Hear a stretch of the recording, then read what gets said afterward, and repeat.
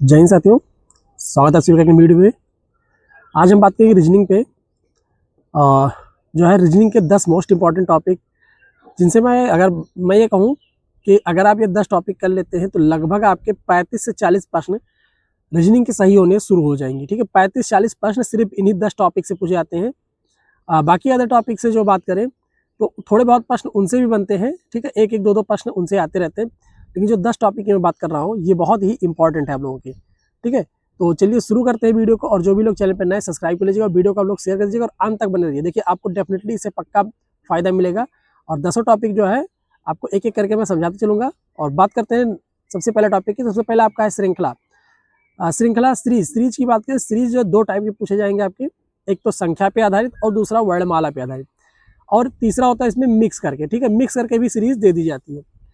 और जो सीरीज के प्रश्न आते हैं वो इसमें इसका वेटेज जो होता है वो 5 से 6 प्रश्नों का वेटेज रहता है। 5 से 6 प्रश्न, कभी कभी 7-7 प्रश्न, 8-8 प्रश्न भी आए हुए हैं। तो 5 प्रश्न बहुत मायने रखते हैं। ठीक है, 5 क्वेश्चन आपके सही हो जाएं और अगर आप सिर्फ एक चैप्टर करते हैं उससे। ठीक है, दूसरा सबसे इंपॉर्टेंट टॉपिक की बात करें, ठीक है, दूसरा सबसे इंपॉर्टेंट टॉपिक है लुप्त आकृति या पहेली। ठीक है, जो कि नॉन वर्बल रीजनिंग में आती है। ठीक है, अब वहाँ से ये बहुत इंपॉर्टेंट टॉपिक है और शायद बगल में जो है आपको लिख जाया करेगा कि कौन कौन सी टॉपिक इंपॉर्टेंट है, उनके जो है नाम आते रहेंगे। तो दूसरा सबसे क्या इंपॉर्टेंट टॉपिक है वो है लुप्त आकृति या पहेली। इससे भी हर एग्जाम में 5 से 7 प्रश्न आए हुए हैं। ठीक है, 5 से 7 प्रश्न आते रहते हैं।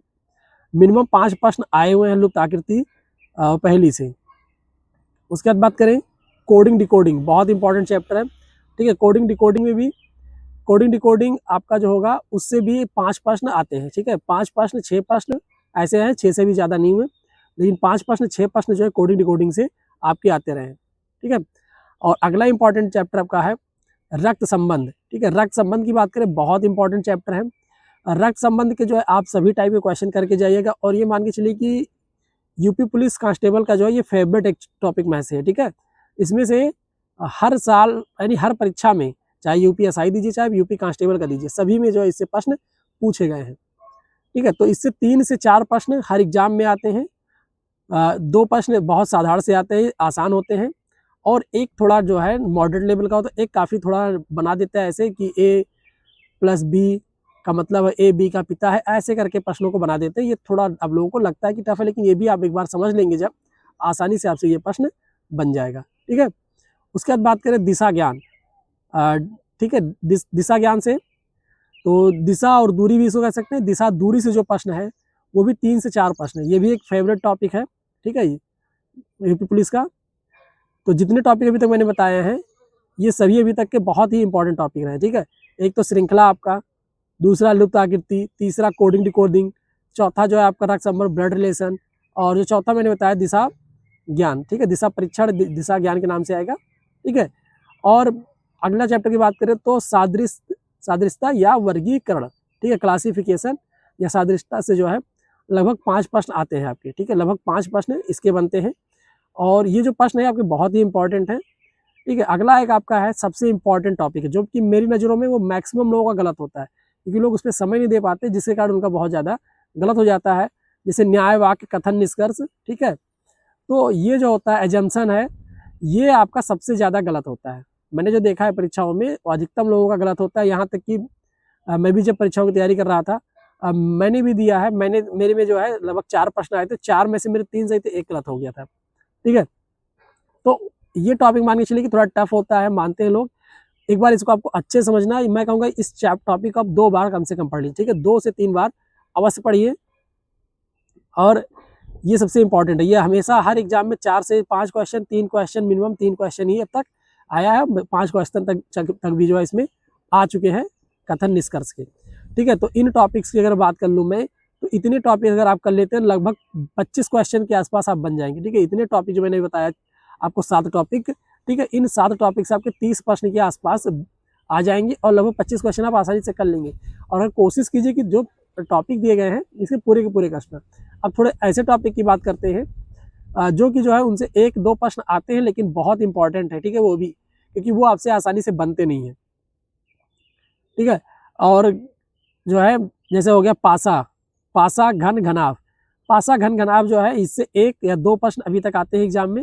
ठीक है। कभी कभी 3 प्रश्न आए हुए हैं, मैं मान लेता हूँ कि लगभग 2 प्रश्न इससे आते हैं, लेकिन पासा घन घनाभ के जो प्रश्न होते हैं वो अक्सर जो है आपसे दिक्कत कर जाते हैं। तो इसको एक बार आप लोग अच्छे से पढ़ें, ठीक है। एक ये टॉपिक है। उसके बाद अब बात करें बेन आरेख। बेन आरेख से 2-3 प्रश्न आते हैं और सबसे आसान टॉपिक मुझे लगता है, एक बार आप समझ लीजिए, तो इससे आसान टॉपिक कोई दूसरा नहीं है। उसके बाद है कैलेंडर घड़ी।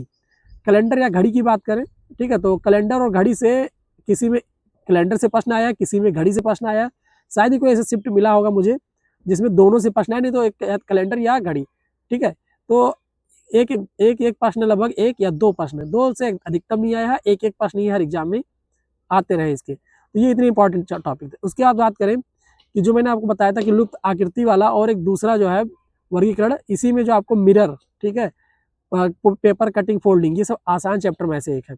ये अगर आप paper cutting folding, mirror, water image, ठीक है, इनके अगर आप नहीं कर पा रहे, क्वेश्चन समझ जाए कि आपको जो है आपकी आंखों की जांच केवल इसमें हो रही है और इसमें कुछ नहीं, लॉजिक आपका ढूंढ रहा है और आंखों की जांच हो रही है बस।